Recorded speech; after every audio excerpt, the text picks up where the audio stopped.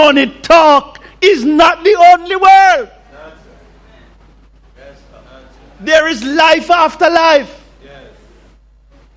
I was preaching yesterday. I had 2 funerals on the day that Jesus was buried. Day between Good Friday and Easter Sunday, I had 2 funerals. Never happened to me before. So I took the opportunity to look at what the Bible said about that day. And I was reading John's version of the burial of Jesus.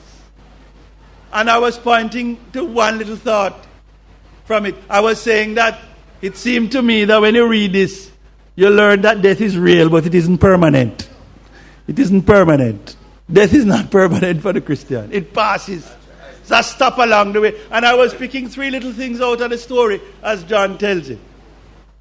One is that when they got the news, when Joseph of Arimathea went to Pilate and asked him for the body of Jesus, and Pilate gave him permission, and he went to the soldier went to broke Jesus' foot, because that was a practice.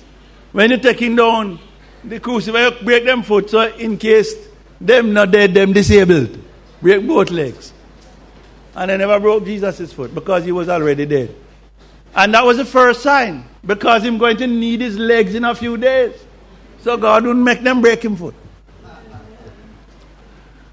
The second sign was that Nicodemus carried 100 pounds of spices to embalm the body of Jesus, but he never get to use it because the Sabbath was near. So he put it down for come back Sunday morning. And he never needed it, because you see, it was never intended that Jesus should be embalmed. You only are embalmed if you intend to stay dead. And his death was temporary. And the third thing, which is a clever way John does this. John says, where Jesus was crucified was near a garden. And in the garden, there was a new tomb in which nobody go, but it can only be a new tomb if nobody don't go in there. And then he says, because it was late, they put Jesus there. And it struck me. They put him there. He said, I have no intent to stay. You can only lay out a tomb if death is not permanent. If you lay out a tomb, it implies that the death is not permanent. So him just borrowed him. He's the only man who ever borrowed a tomb and give it back.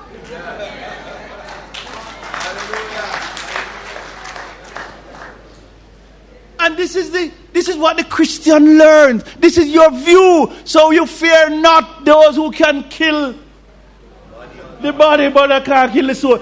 I'm reading Daddy Sharp, and Daddy Sharp at 32 used to read the newspaper in the morning, because you know the Christmas war in 1831 was because the slave believed that the King of England had set them free, but the planters were refusing to give them their freedom. And they never had any access to newspaper. But Daddy Sharp could read the newspaper. He was a deacon at Birchell Baptist Church in Montego Bay. And they decided to strike. Daddy Sharp decided that no work would take place after Christmas Day, 1831. That is the Christmas War, because the planters decided that they had to work. And then they caught Sam Sharp and hung him. What did he say?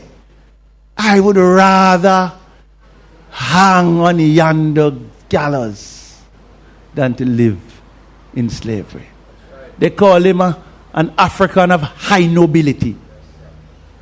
You can't have that philosophy of life if this life is all there is. The Arawaks had a view that this was all the life they had. So when the Spaniards came, they drank cassava juice, jump off Lover's Leap, kill themselves, because there was nothing more. But when you have a view that history is only one chapter in the whole story, then you can face life. You don't have to settle it here. As Paul says to the people at Corinth, eye has not seen, ear has not heard, neither hath it entered into the hearts of man what God has in store for them that love him. That's why Paul says, for we know that God works in all things for the good of them that love him and are called according to his purpose. So, we must develop the idea that this is not all there is to life. Because if we develop the idea that this is all there is, then we have to struggle down here for everything we're going to get. And we may as well, as Paul says, eat, drink, and be merry. For tomorrow we die. But as it stands, our vindication, our reward, and our renewal is in an age yet unborn. I want to lift God's people.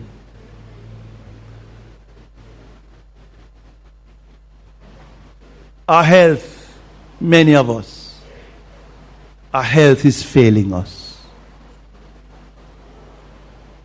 I have never heard of so many forms of sickness. Somebody said to me last week, Pastor, what is wrong with the church? How so many people sick? Some of it is lifestyle. Some of it is the expansion of modern diseases. Much of it is the worries, the stress we put on ourselves. And I want you to develop a philosophy of the hope of the resurrection. That you can take things in stride.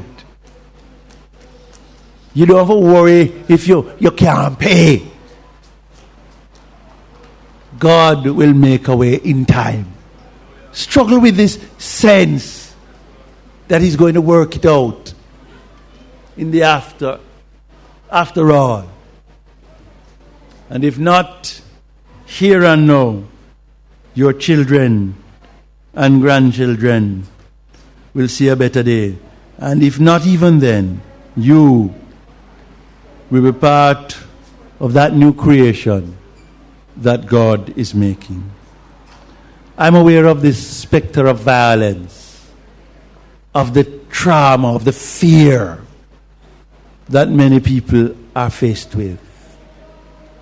And that's why we have to get the alarms, the fancy locks, the GPS, all of the things to make our security more secure.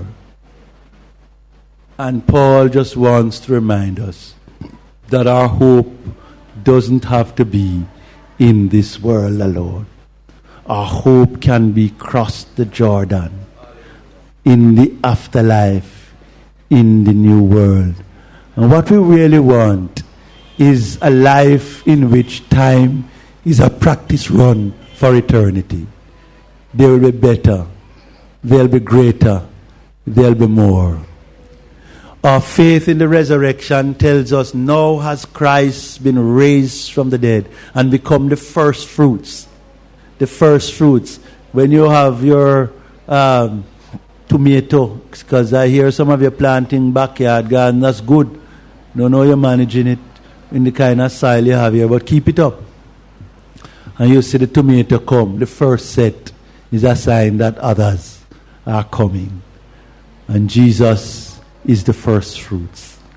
So we can live now, not just with a time horizon, but with an horizon in eternity. Some things are important and some things are of fundamental importance. A warning that we must not compromise our faith. A reminder that this life is not all there is. There is a better, a greater, a life with God in Christ, undiminished by the cares, unthreatened by the difficulties. Jesus says, lay up for yourselves treasures in heaven, where moth and rust do not